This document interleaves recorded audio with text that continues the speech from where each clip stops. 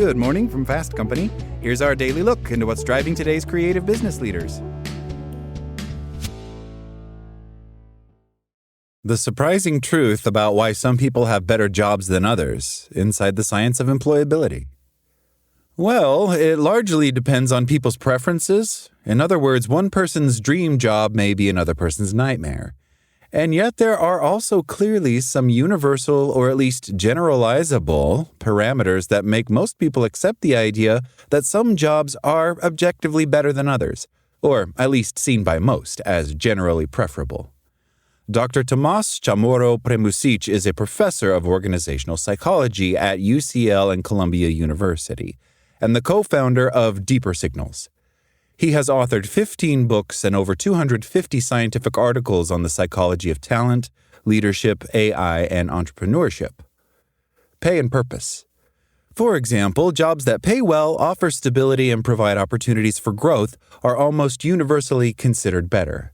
A tenured professor, a senior engineering role at a reputable company, or a stable medical position all combine financial security with long-term prospects and prestige.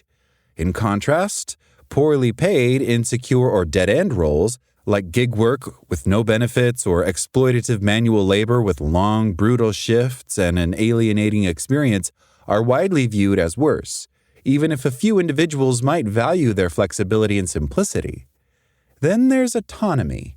Jobs that grant people a degree of control over how and when they work, e.g. creative professionals, entrepreneurs, and researchers, tend to score higher on satisfaction than those defined by micromanagement or rigid supervision. Autonomy is a proxy for trust and respect, and it correlates strongly with both engagement and mental health.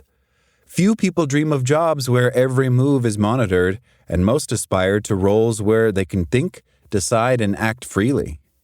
Unsurprisingly, purpose matters too.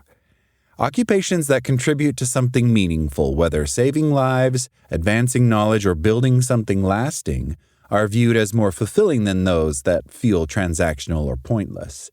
A teacher inspiring students, a scientist developing a vaccine, or an architect designing a community space are all examples of work that confers a sense of legacy.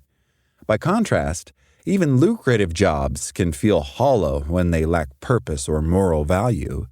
This may explain the low correlation between pay and job satisfaction, which highlights the fact that we tend to overestimate the importance of compensation when making career choices. In that sense, the best jobs aren't just about rewards, but about how they make people feel about themselves and their place in the world. What the science says. A good way to acknowledge these nuances and yet still predict whether a person is likely to access better jobs is to examine why some individuals have more choices than others.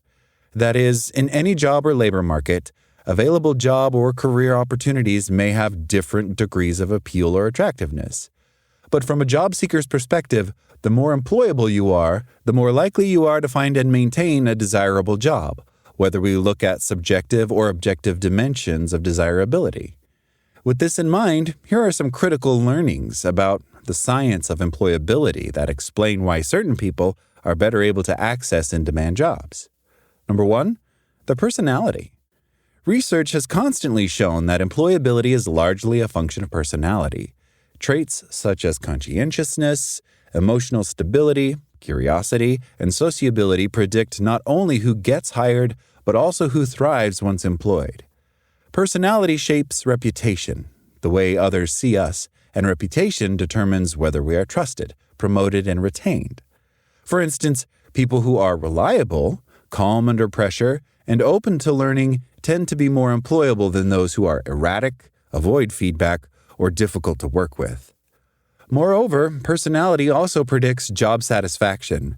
Even in objectively good jobs, neurotic or disagreeable people are less likely to feel content, whereas optimistic and adaptable individuals find meaning in a wider range of roles and are resilient, if not satisfied, even with jobs that make most people miserable. In short, who you are determines both the jobs you can get and how you feel about them once you do. Number 2, their social class. While most advanced economies like to think of themselves as meritocracies, the data on social mobility suggests otherwise. In the United States, only about half of children born to parents in the bottom income quintile will ever move up the ladder, and just 7% will reach the top quintile. In the UK, the class pay gap between working class and professional backgrounds persists even among graduates. Privilege still buys access to education, networks, internships, and employers willing to take a chance. Sociologists call this social capital. In plain terms, it means your parents' contacts and credentials still matter more than your own potential. The world may be trending toward meritocracy, but it hasn't quite arrived there yet. Number 3, where you were born. Location remains one of the most important predictors of career outcomes. The Where to Be Born Index ranks countries by the opportunities they afford their citizens, and being born in Switzerland, Denmark, or Singapore gives you exponentially better odds of landing a good job than being born in Haiti, South Sudan, or Bhutan. Access to education, infrastructure, technology, and basic security all shape employability. The same talent, if born in a country with weak institutions or unstable governance, is far less likely to achieve its potential. In that sense, geography is more likely than talent to mean destiny, at least until global mobility or remote work meaningfully narrow the gap.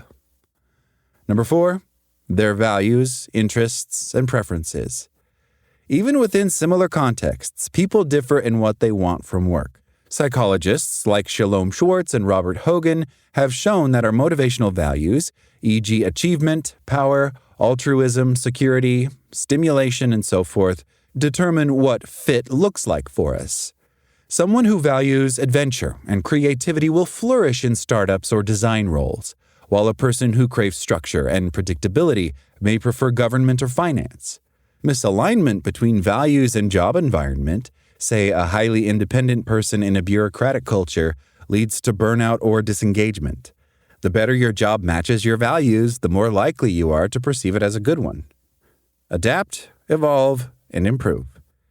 In the end, better jobs are not just better paid or better designed. They're better matched to the people who hold them. Some of this is luck.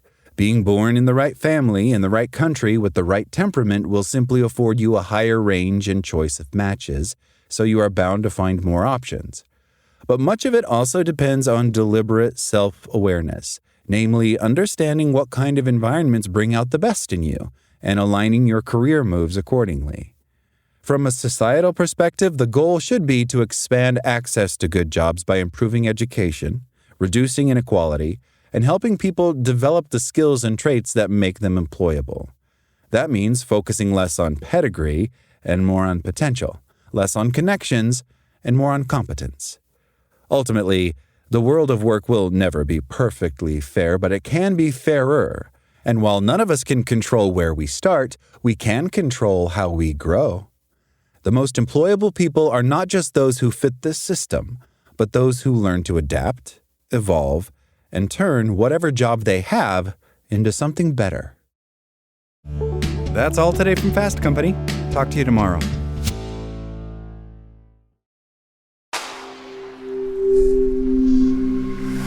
Spoken Layer.